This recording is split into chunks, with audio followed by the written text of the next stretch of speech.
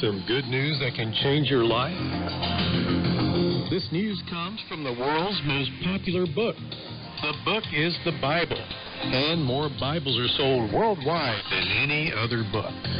The Bible is really a collection of 66 books. This collection, the Bible, is often called the Good Book. What's so good about it?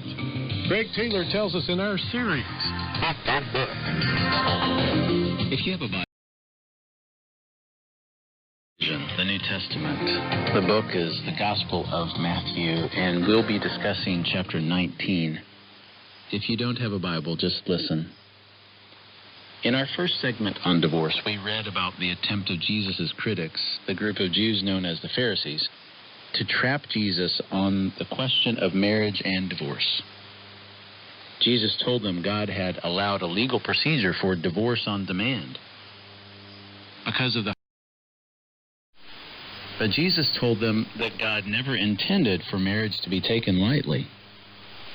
The leadership of my childhood church attempted, as has the leadership of many churches, to think biblically about divorce, and I commend them for that. So, my church tried a one-size-fits-all approach. That is, the church set a standard that was supposed to apply to every situation. And the basic ideas went like this. God, the person who cheats cannot get married again. If the person who cheats gets married again, the best way for them to be right with God and the church is to get unmarried. Now, the reasoning was circular, and it always seemed a little off to me, so I had to look at what the Bible said for myself. So I read books, read scriptures, talked to people who'd been divorced, as well as people who'd thought about these issues for many years.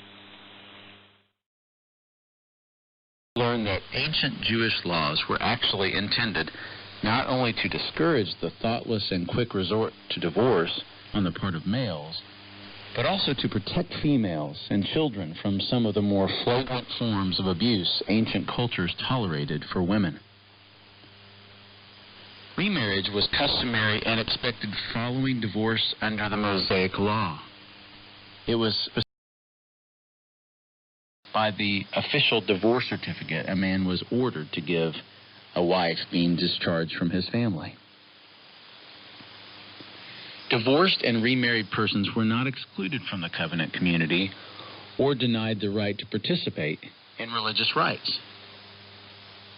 In everything, Israel expected to rise above the norms of culture. But the reality is that things happen, and divorce was not to exclude one from being a part of the covenant people of God.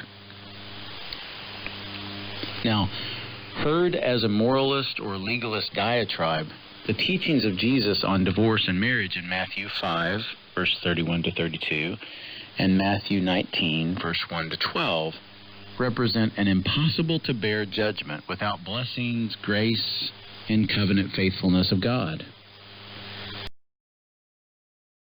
In Matthew 5 and Matthew 19, as heaven's dream for creatures made in God's image, however, the teachings of Jesus become righteousness that fulfills the law and prophets and ushers in the new kingdom of love and grace.